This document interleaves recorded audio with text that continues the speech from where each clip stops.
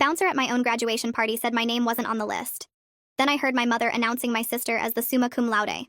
I stood outside Breslin Event Hall in my cap and gown watching my classmates stream past the velvet rope.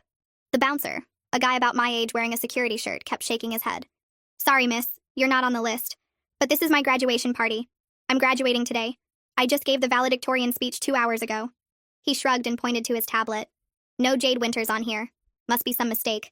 Call whoever's organizing this. I pulled out my phone to call my mom.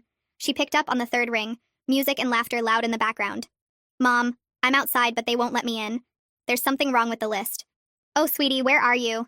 I told you the party started at 7. It's only 6:30. No, Mom. I'm literally outside right now watching everyone go in. Tommy just walked past me. So did Amelie from my economics class. There was a pause. Must be the staff party. Your party is in the Roosevelt room. Different entrance. Go around back. I walked to the rear entrance. Another bouncer, another tablet, another headshake.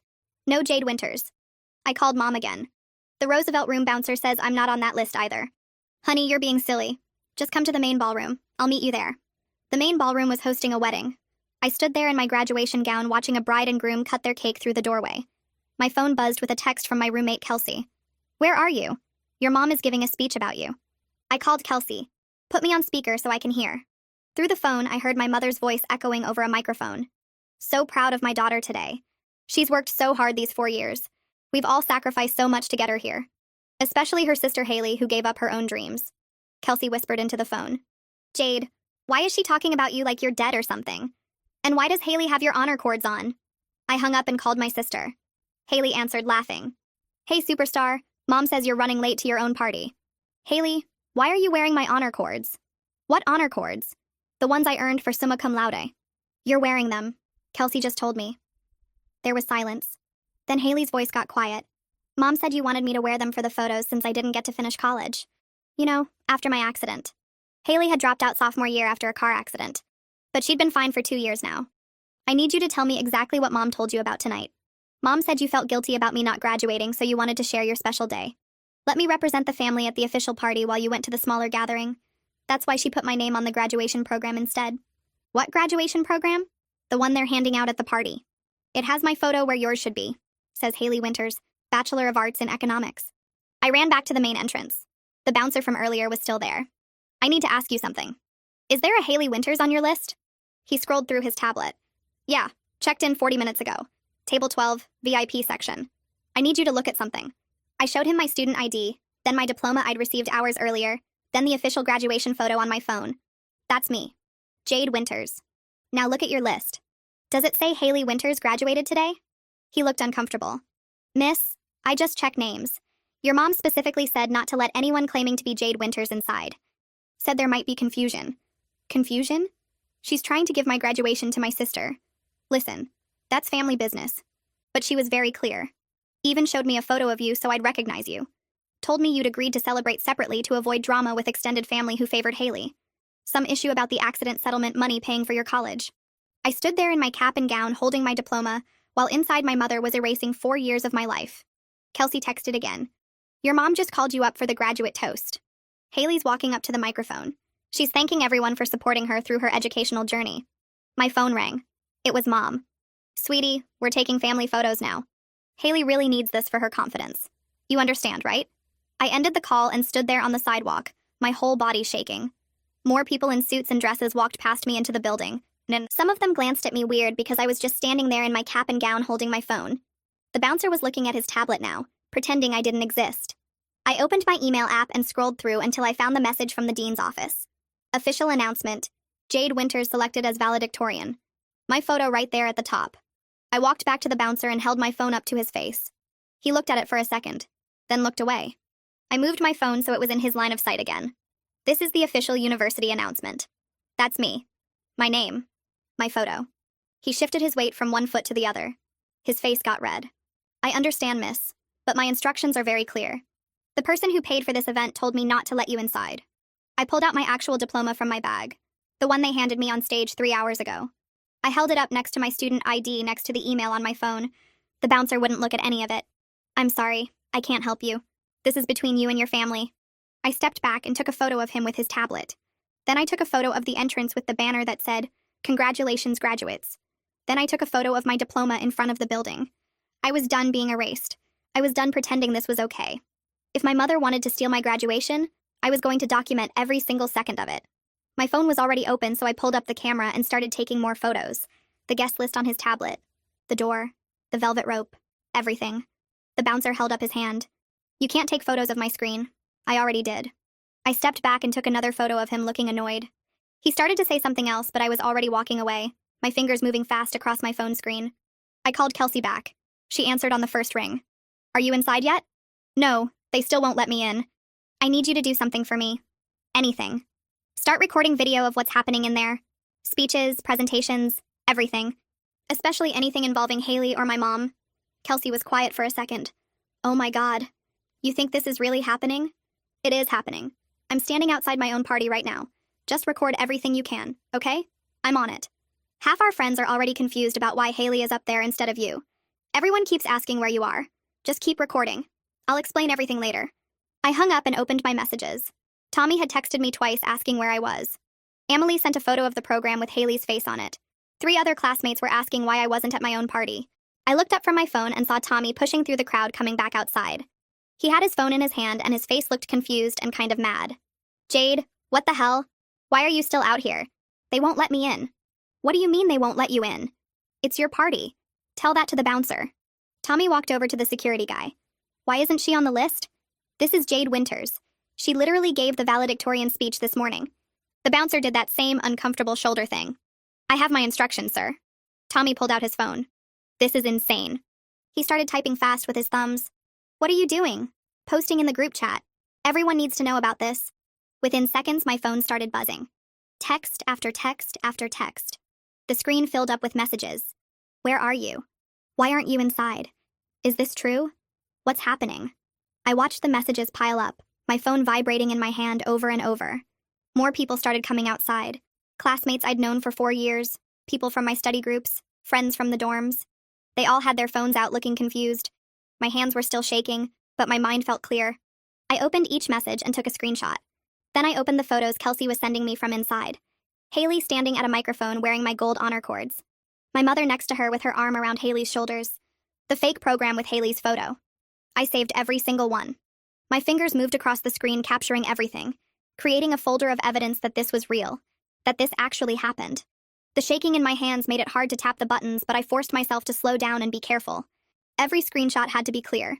Every photo had to be saved. This was my graduation. These were my achievements. And I was going to prove it. My phone rang. Unknown number. I answered it anyway. Jade? It's Monica from economics. I'm inside and something really weird is happening. Your mom keeps talking about Haley like she's the graduate, and I saw the program and I don't understand what's going on.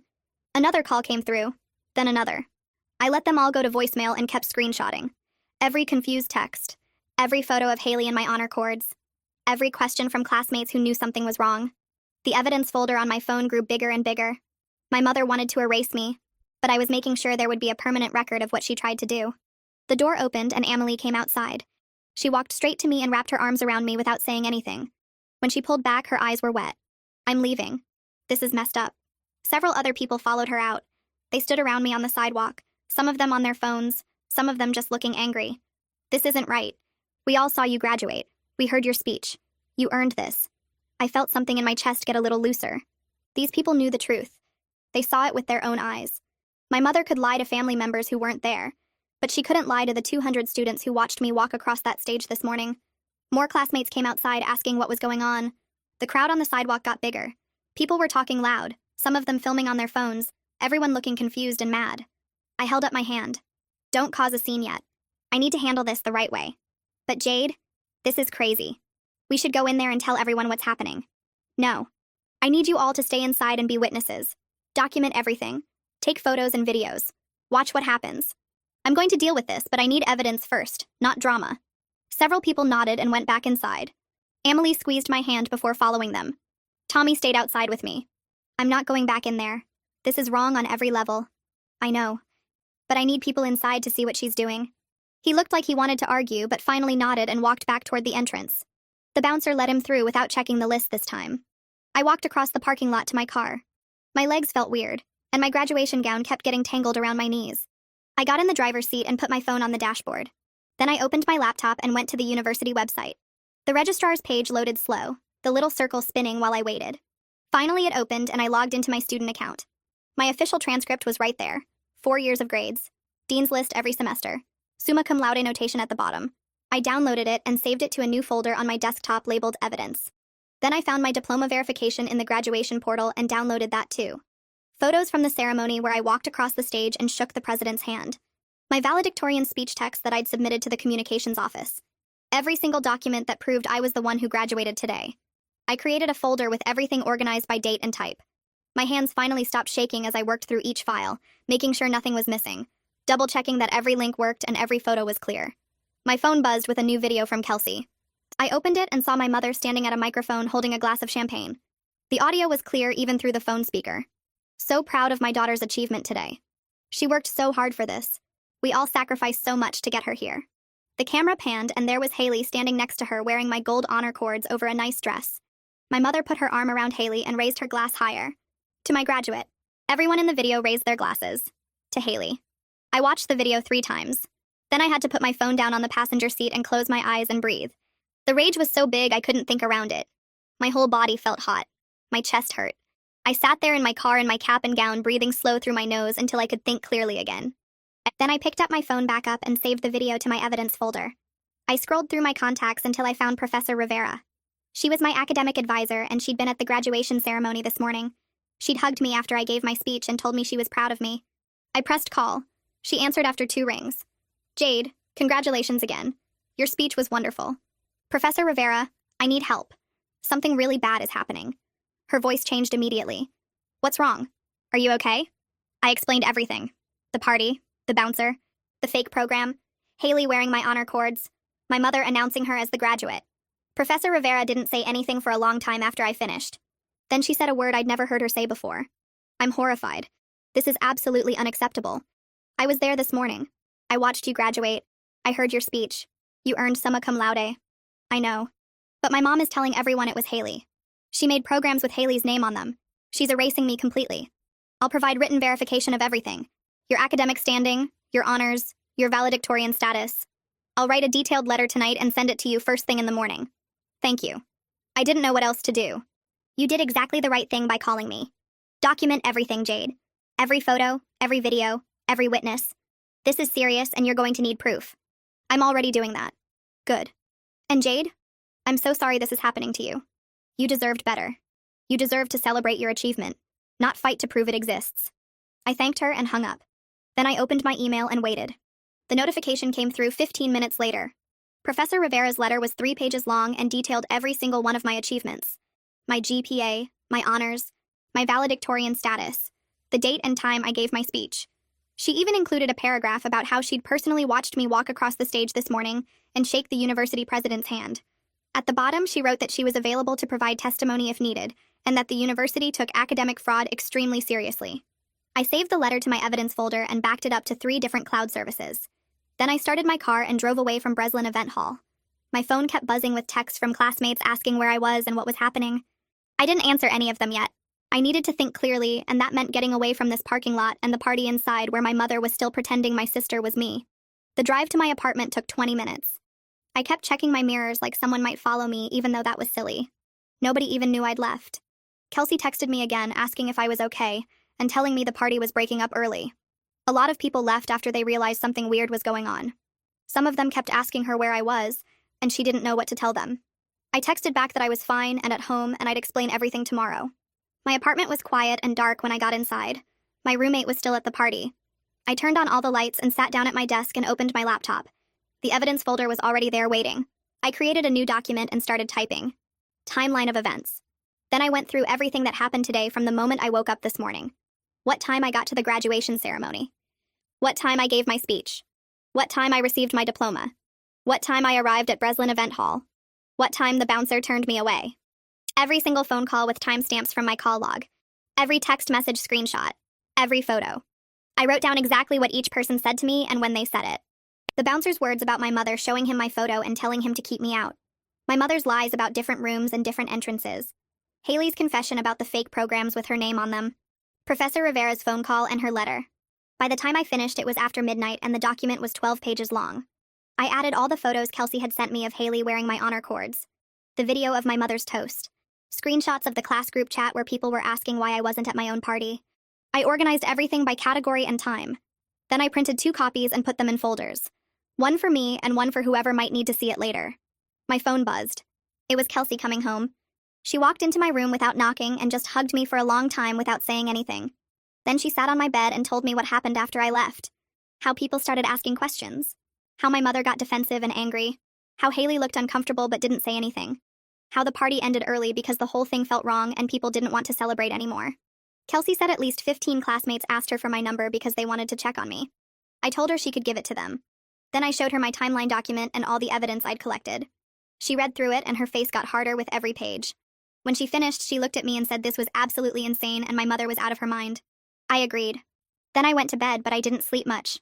I kept thinking about my mother inside that party erasing me while I stood outside in my cap and gown. I kept seeing Haley in my honor cords thanking people for supporting her educational journey that she never finished. My phone lit up with a notification at 7 in the morning. Facebook. I opened it and saw my mother had posted a huge album of photos from the party. Every single one featured Haley. Haley cutting the graduation cake. Haley posing with relatives. Haley wearing my honor cords and holding a diploma that wasn't hers.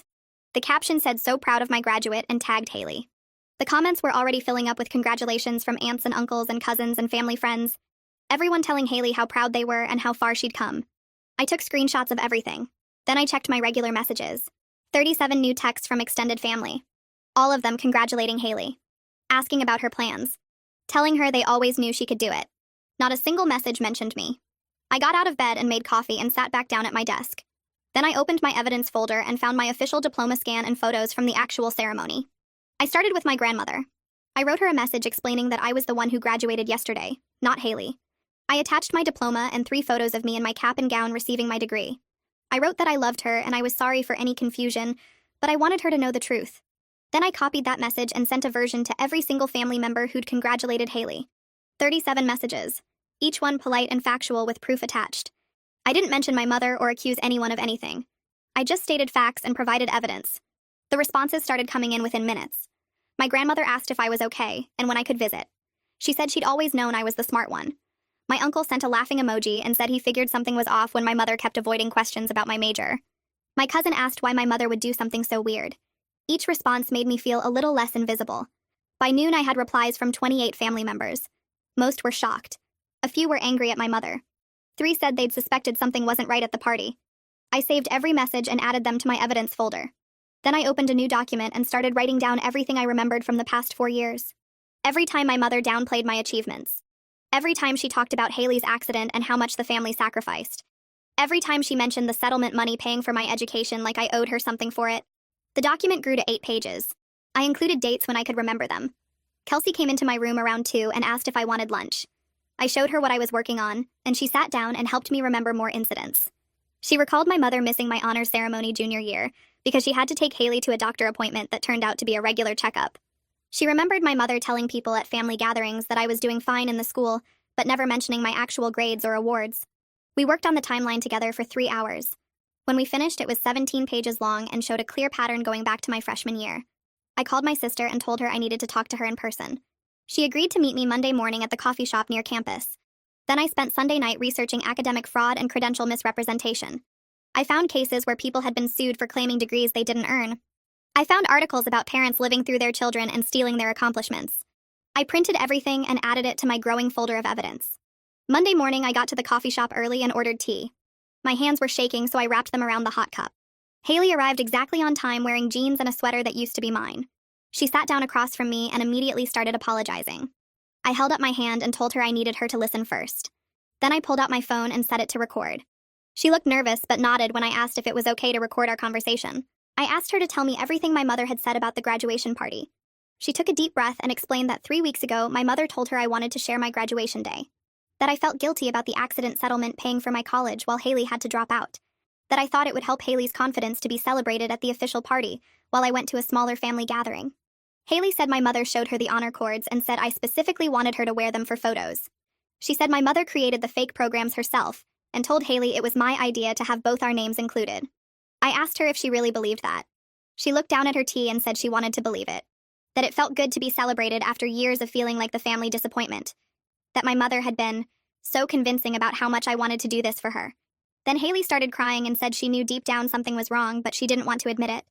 She told me my mother had been favoring her since the accident, using guilt about the settlement money to manipulate everyone, making Haley feel like she owed the family something while also making her feel special for being the one who suffered. Haley said she'd been in therapy for 6 months and was starting to recognize how toxic the whole dynamic was. She said her therapist had been helping her see the patterns of manipulation. I asked her why she went along with it if she knew something was wrong. She said my mother made her feel like she was finally getting the attention and pride she deserved. That for once she wasn't the daughter who dropped out, but the daughter being celebrated. She said she was sorry and she knew that wasn't an excuse, but it was the truth. I stopped the recording and told her I appreciated her honesty. Then I explained that I was taking this to the university and possibly to a lawyer. That I needed her to be willing to tell the truth if anyone asked. She said she would. She handed me my honor cords that she'd brought with her. They were in a plastic bag and looked exactly like they had at the ceremony. I took them and put them in my backpack. We sat there for a while not talking. Then Haley asked if we could ever fix our relationship. I told her I didn't know, but I needed time and I needed her to stand up to my mother when it mattered. She said she was moving out of my mother's house next month, that she'd saved enough from her job to get her own place. I told her that was good, that she needed space from my mother's manipulation just like I did. We left the coffee shop and hugged awkwardly in the parking lot. It wasn't forgiveness, but it was something. Monday afternoon, I had an appointment with the legal affairs director at the university. Her office was in the administration building on the 3rd floor. I brought my entire folder of evidence, including the recording from Haley. The director was a woman in her 50s with gray hair and serious eyes. She introduced herself and asked me to explain the situation. I laid out everything methodically. The party, the fake programs, the honor cords, the social media posts, the family messages, the recording of Haley's confession. She looked through every piece of evidence carefully. When she finished, she leaned back in her chair and said this was one of the most clear cases of academic credential fraud she'd seen. She explained that while the university couldn't control what happened at private parties, they could take action when someone was actively misrepresenting who earned a degree. She said the fake programs were especially serious because they used university branding and false information. I asked what the university could do. She said they could issue official statements clarifying who actually graduated. They could send formal letters explaining that misrepresenting academic credentials is illegal. If my mother continued or if she tried to use the false credentials for any kind of gain, the university could pursue legal action. She asked if I wanted them to send a letter to my mother. I said yes.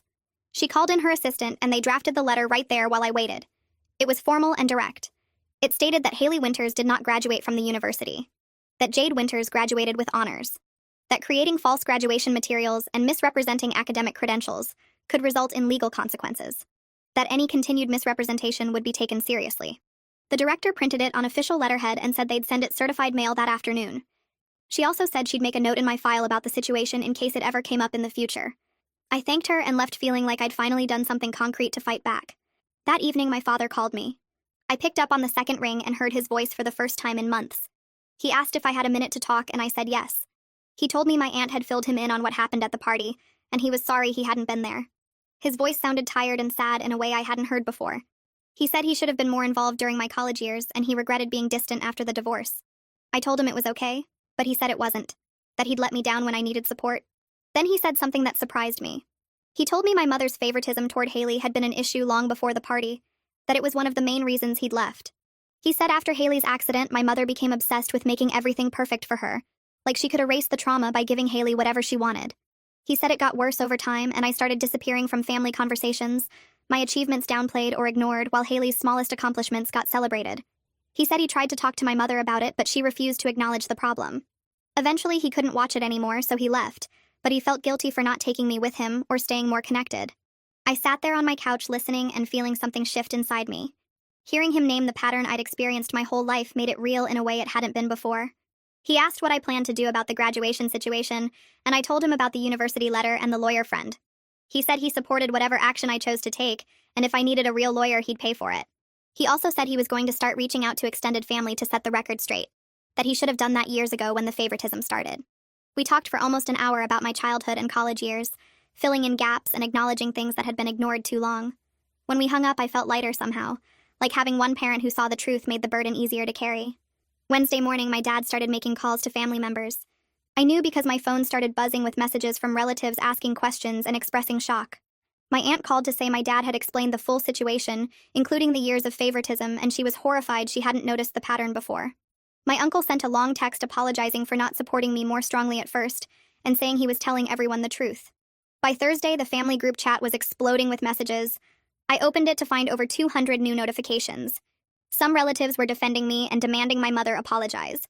Others were saying I was overreacting and making drama out of a simple misunderstanding. My mother had sent multiple messages painting herself as the victim of an ungrateful daughter who was tearing the family apart over hurt feelings. She wrote that she'd worked so hard to give both her daughters a nice celebration, and I was repaying her kindness with cruelty. She said Haley was devastated by my accusations, and the stress was affecting her recovery from the accident, even though that accident happened 3 years ago. Several relatives who barely knew the details jumped in to support my mother, saying family should forgive and move on. I read through the messages feeling my anger build with each defensive excuse and guilt trip.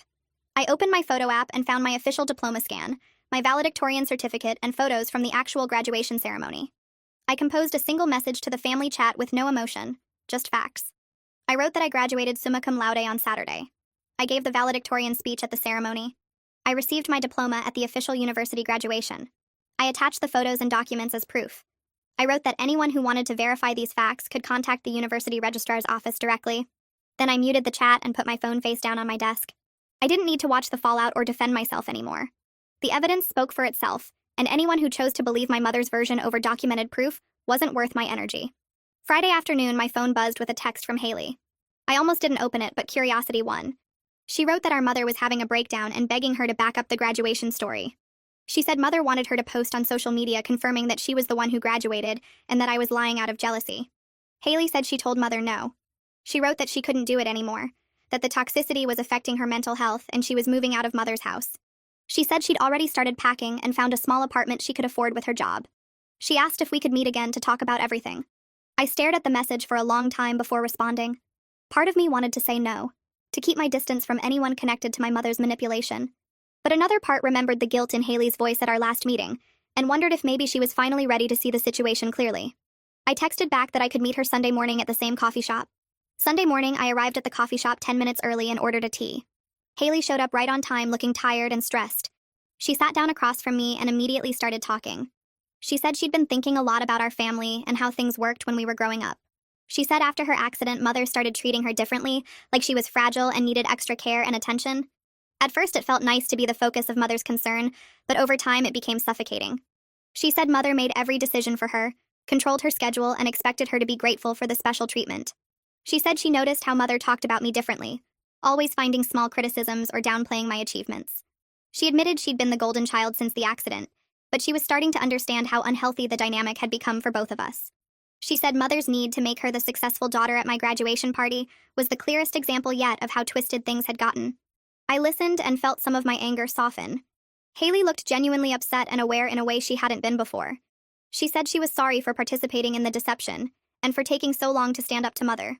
She said she wanted to make things right, but she didn't know if that was possible.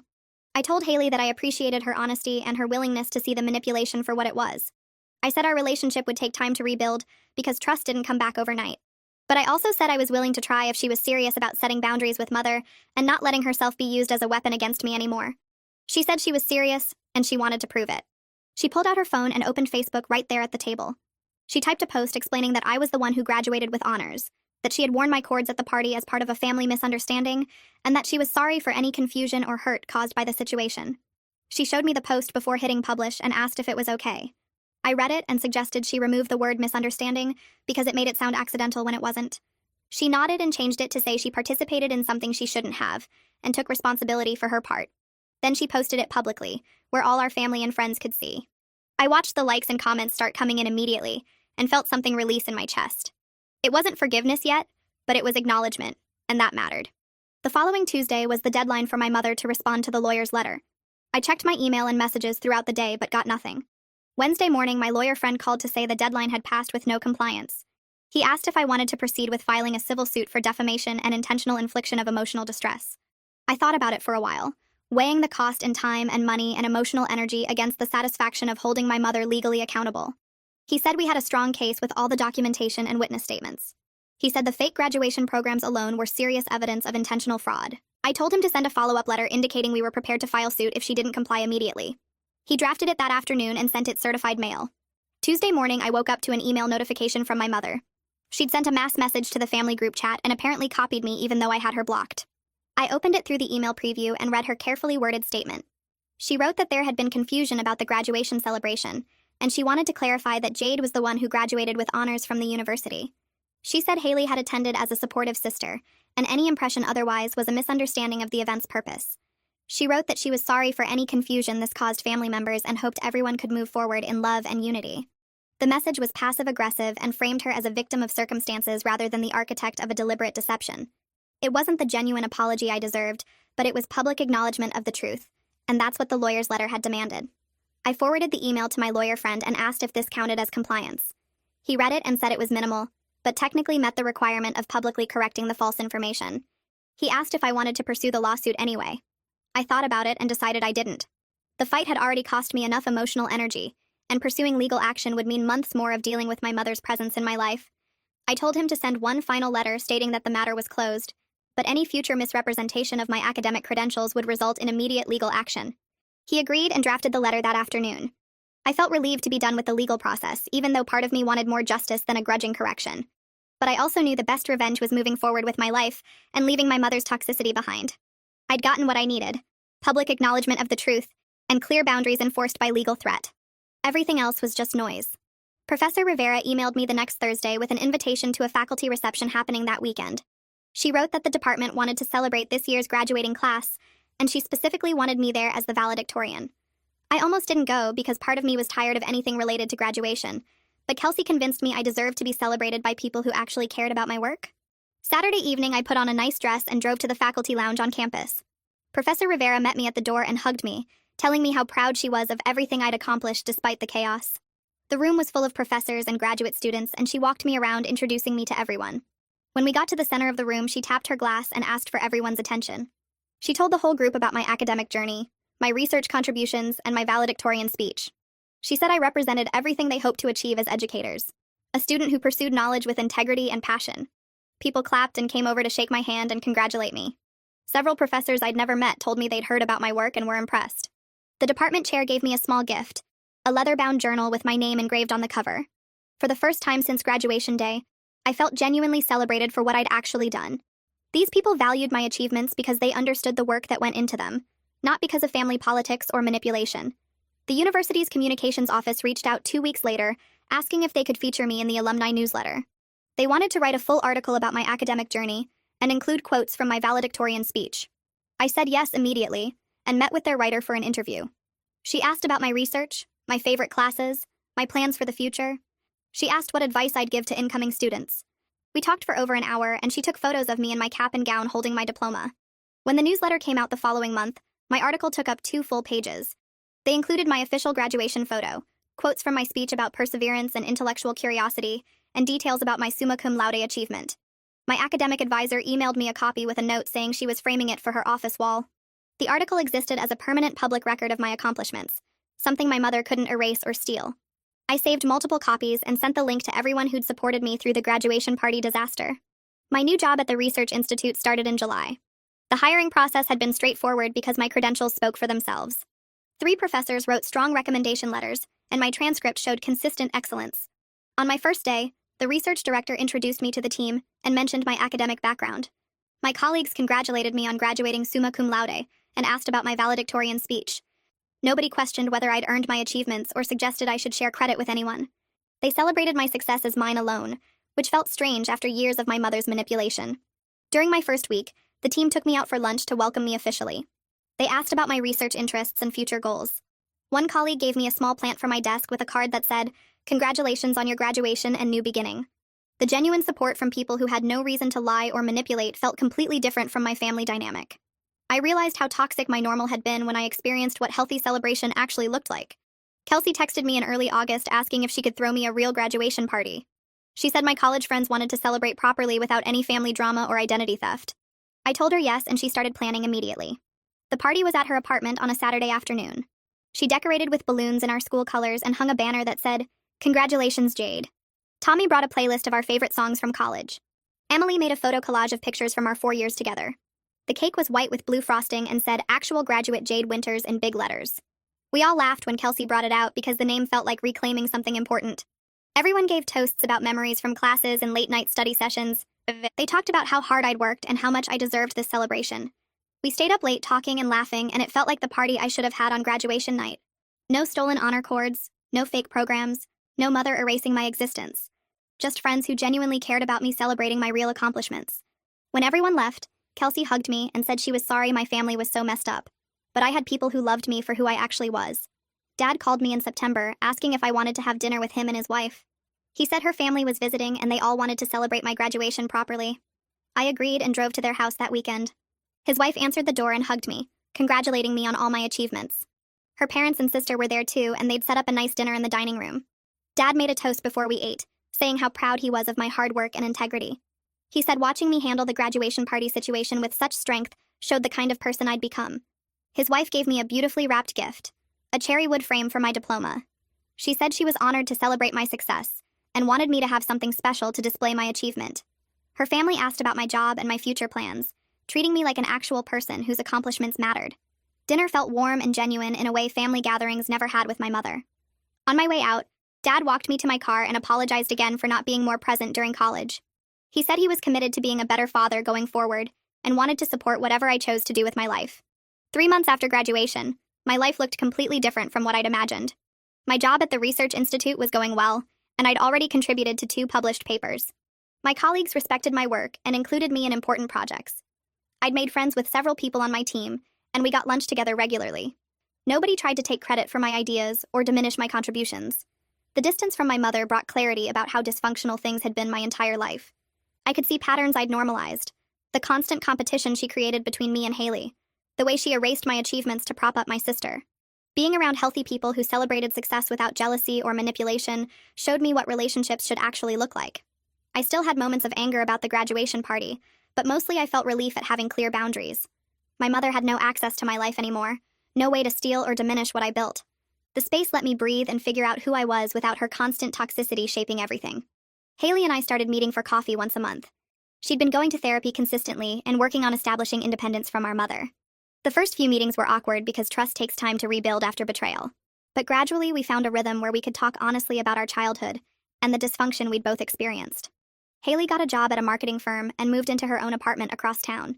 She showed me photos of her new place and seemed genuinely proud of supporting herself.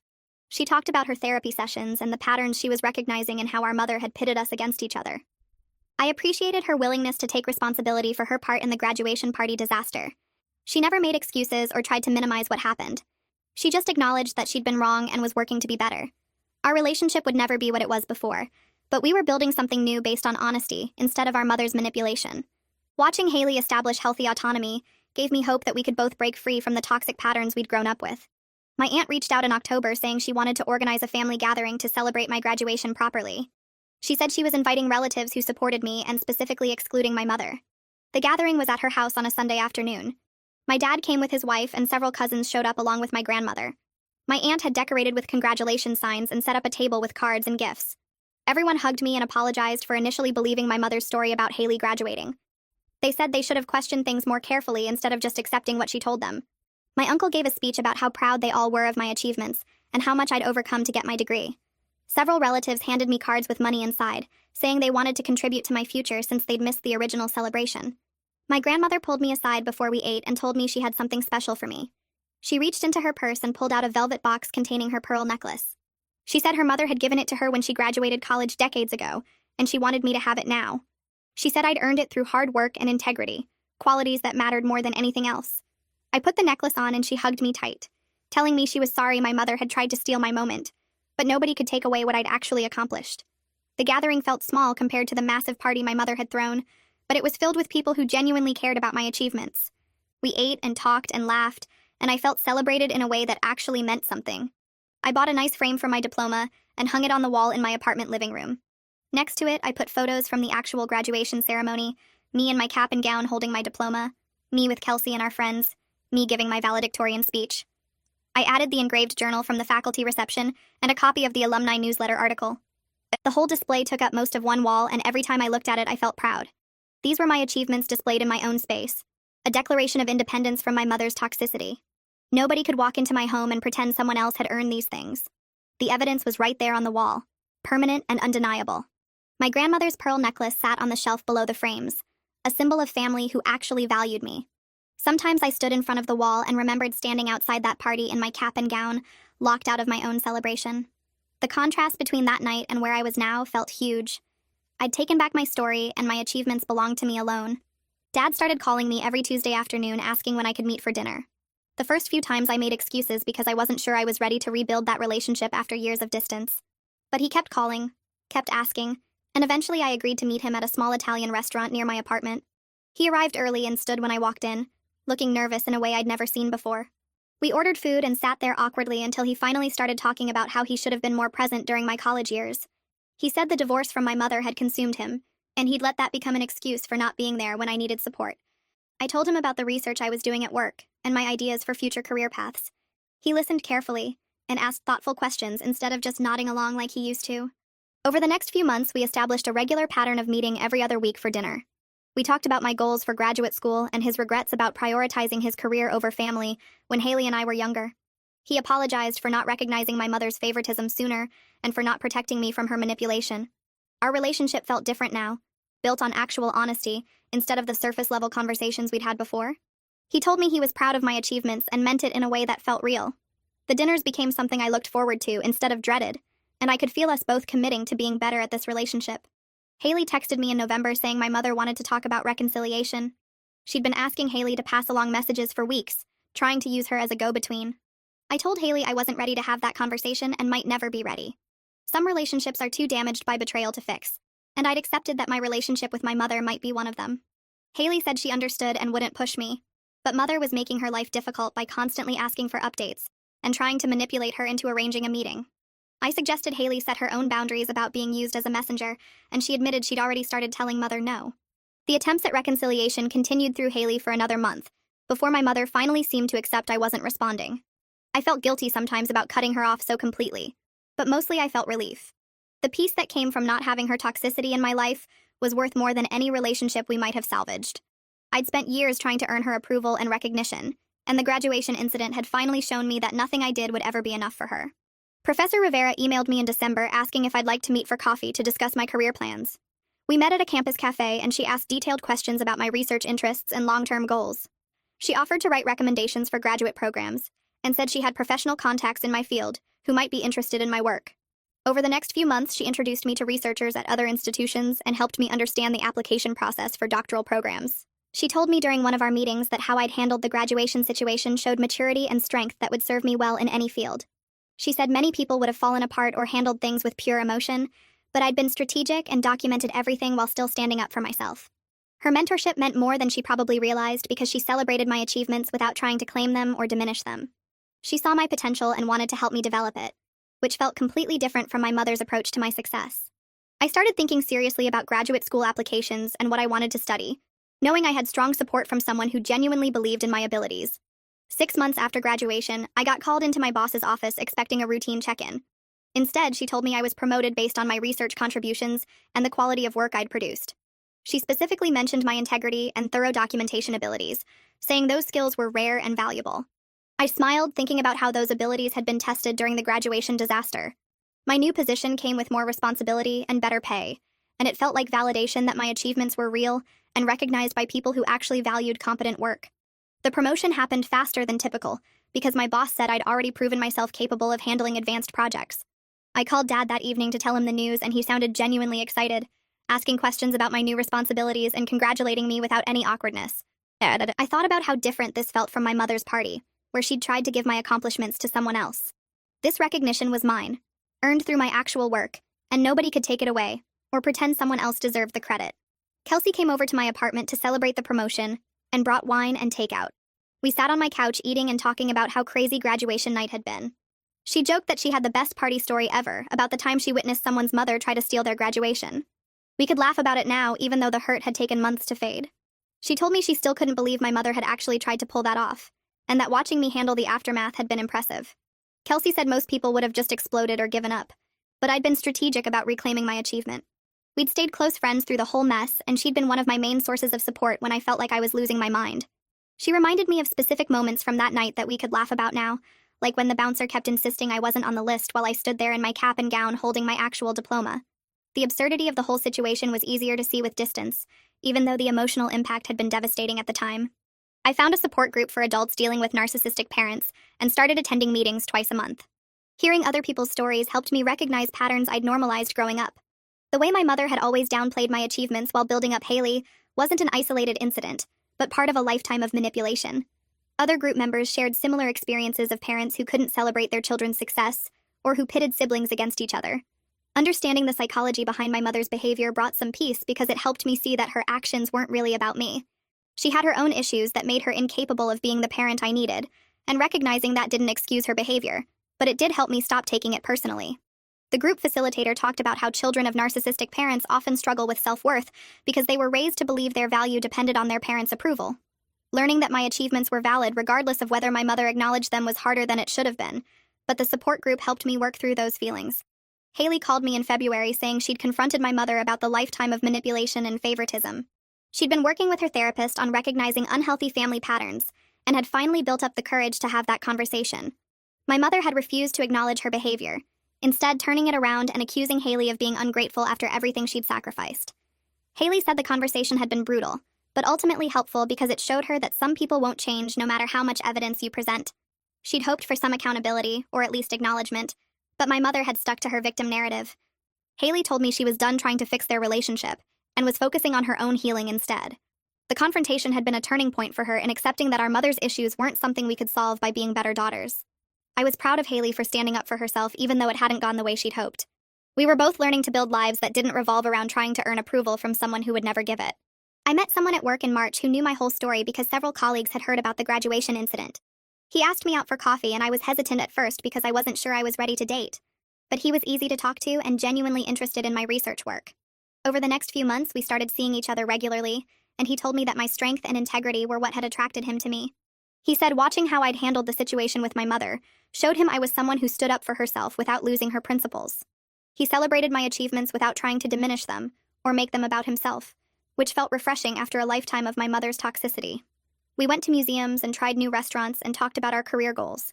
He introduced me to his family, and they were warm and welcoming, asking genuine questions about my work and congratulating me on my promotion. Being with someone who respected my accomplishments and supported my ambitions felt completely different from the family dynamics I'd grown up with. A year after graduation, I was preparing applications for graduate programs with strong recommendations from Professor Rivera and other mentors. I had a clear sense of my worth that wasn't dependent on family validation anymore. My achievements were mine, documented and real, regardless of who had tried to take them. The graduate school applications felt exciting instead of scary, because I knew I had the credentials and support to succeed. I wrote personal statements about my research interests and career goals without second-guessing myself constantly.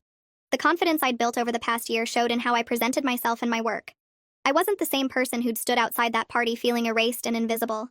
I'd fought to reclaim my identity and achievements, and that fight had made me stronger and more certain of my own value. Dad invited me over one Sunday afternoon and pulled out old photo albums from when Haley and I were kids. He walked me through pictures of school plays and science fairs and academic awards I'd won. He pointed out how my mother was absent from most of the photos celebrating my achievements, but prominent in ones featuring Haley. Seeing the evidence of a lifetime pattern laid out visually helped me understand this wasn't about the graduation specifically, but about her inability to celebrate me. Dad apologized for not recognizing the favoritism sooner and for not doing more to make sure I felt valued. He showed me report cards and teacher comments praising my work that he'd saved over the years. Looking through the albums together felt like reclaiming parts of my childhood that had been minimized or ignored. Dad said he was keeping the albums at his house so I could look through them whenever I wanted, and he was working on digitizing everything so I'd have copies. The afternoon felt healing in a way I hadn't expected, like acknowledging the past made it easier to move forward. I sat down one evening and pulled out my laptop to write something I'd been thinking about for weeks.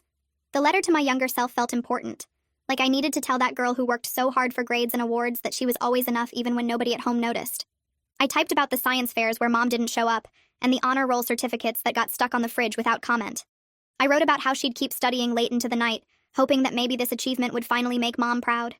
The words came easily because I remembered exactly how that felt, the constant trying and the confusion when nothing seemed good enough. I told her that her accomplishments were real and valuable regardless of who celebrated them, that working hard and doing well mattered even if her family couldn't see it. Writing the letter made me cry, but it also felt like closing a door on something that had hurt for too long. I printed it out and tucked it into the back of my diploma frame where I could read it whenever I needed the reminder. Haley and I started meeting for lunch every few weeks after that. We talked about normal sister stuff like work and dating and stupid things we saw online. Sometimes we talked about mom and the mess she'd created, but mostly we just tried to be present with each other without all the toxic family dynamics weighing everything down. We weren't super close like some sisters who talk every day and share everything, but we were honest with each other now, and that felt more valuable than pretending everything was perfect. Haley would tell me when she was struggling with therapy, or when mom tried to guilt her into something. I'd tell her about my graduate school applications and the research projects I was excited about. We had boundaries that we both respected, like not passing messages from mom or getting pulled into family drama. It wasn't the relationship I'd imagined having with my sister when we were kids, but it was real and based on mutual respect instead of competition or resentment. My company held their annual celebration in November at a nice hotel downtown. I wore a dress I'd bought specifically for the occasion and felt good walking into the ballroom with my colleagues. The evening included dinner and awards for different departments. When they called my name for outstanding new employee contributions in the research division, I walked up to accept the plaque and shook hands with the director. Standing at that podium looking out at people who valued my work, I thought about standing outside Breslin Event Hall in my cap and gown 18 months earlier. The contrast felt huge, like I'd traveled so far from that moment of being erased and invisible. These people knew my real achievements and celebrated them genuinely. They'd seen my research contributions and recognized the value I brought to the team. Walking back to my table with the award, I felt proud of myself in a way that didn't need anyone else's validation to feel real. My life now feels genuinely good in ways I didn't think were possible back when I was dealing with the graduation disaster. I have authentic friendships with people who support my success instead of trying to diminish it. My work challenges me and gives me opportunities to grow professionally. The relationship I'm building with my boyfriend is based on mutual respect and shared values. Dad and I talk regularly, and he's become someone I can count on for honest advice and real support. Even my relationship with Haley, imperfect as it is, feels healthier than the dynamic we had growing up. I learned something important through all of this about not letting other people's dysfunction define my worth. Mom's inability to celebrate my achievements says everything about her limitations and nothing about my value. I can't control how family members respond to my success, but I can absolutely control whether I let their toxicity shape how I see myself. I choose not to let it define me anymore. My accomplishments belong to me, documented and real, and nobody can take that away no matter how hard they try.